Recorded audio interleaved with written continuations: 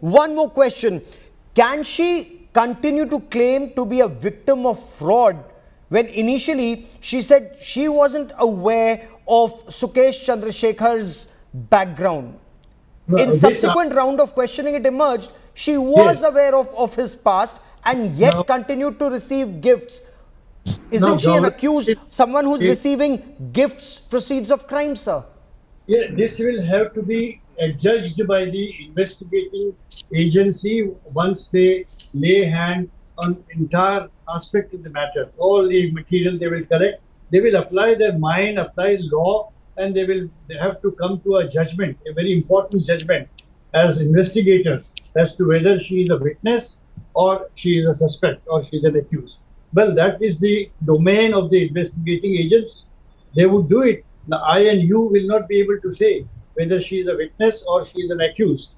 Of course, the investigating officers know the thin line between a suspect and a witness. So, accordingly, once they wind up their investigation, as far as interrogation of this woman is concerned, and the supportive evidence that they are wanting to collect to reach closer to truth, they would apply the law and then take a decision that whether she is a suspect or she is a witness. Fair enough, sir. Stay with us for a moment. Mr. Colonel Singh, your take on points that are being raised by those close to Jacqueline Fernandez, saying she's now being called for questioning 399 days after Sukesh Chandrashekhar's arrest. This, of course, questioned by the Delhi police. Does this not indicate late reaction by the Delhi police? The ED's done their job. The Delhi police, EOW, waking up only now, sir. See, we have to understand the type of criminality it is. See, there are three types of cases have been by the enforcement by the Economic Offences Wing. The extortion, impersonation, and they have also put Maharashtra Control of Organized Crime Act, that is MACOCA, as applicable to Delhi. And if you see Section 3, Part 5 of MACOCA, it says holding of the proceeds of crime. Yeah. Is itself an offense. So if the only question comes whether there is a mens rea was there or not. Mens rea, intent.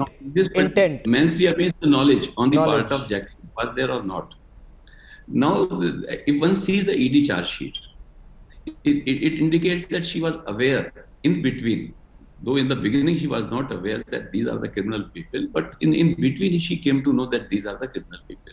And thereafter, holding of that, the organized crime property makes her eligible for Section 3, Part 5 of the MACOCA Act.